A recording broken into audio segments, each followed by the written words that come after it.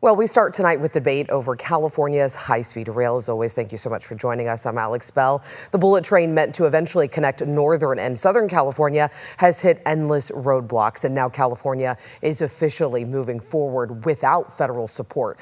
The state dropped its July lawsuit against the Trump administration, which challenged the slashing of $4 billion in federal funds.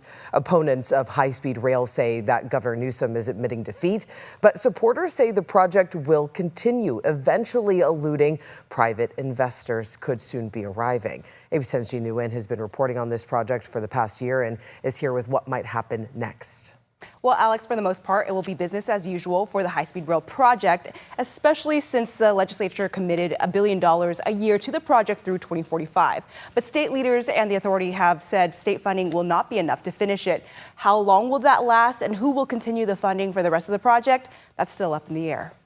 Now that California has dropped its lawsuit against the Trump administration over federal funds for the high-speed rail project, advocates for the controversial bullet train say this is a good sign. They need to be incredibly focused on getting trains running.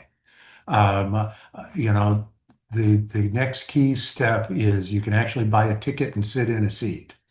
And anything that distracts from getting to that goal needs to be pushed aside. The High-Speed Rail Alliance advocates for high-speed rail systems across the country. Richard Harnish believes not having the federal government involved could make a clean slate for any other investor to come in. Any efforts to make that possible by making it easier for other companies to know what's happening is really important. So the step away from the federal government makes things easier understanding what's going to happen next. During the 2025 legislative session, lawmakers committed $1 billion a year through 2045 into the Cap and Invest program.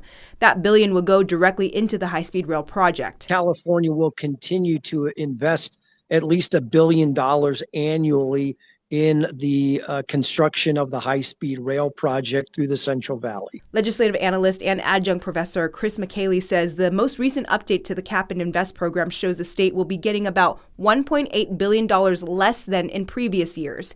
If that continues to change, McKaylee says high-speed rail funding could possibly be impacted. If the dollars going into the Greenhouse Gas Reduction Fund, the GGRF monies, continue to go down, that $1 billion appropriation might be revisited. For now, California continues to be fully committed to completing the high-speed rail.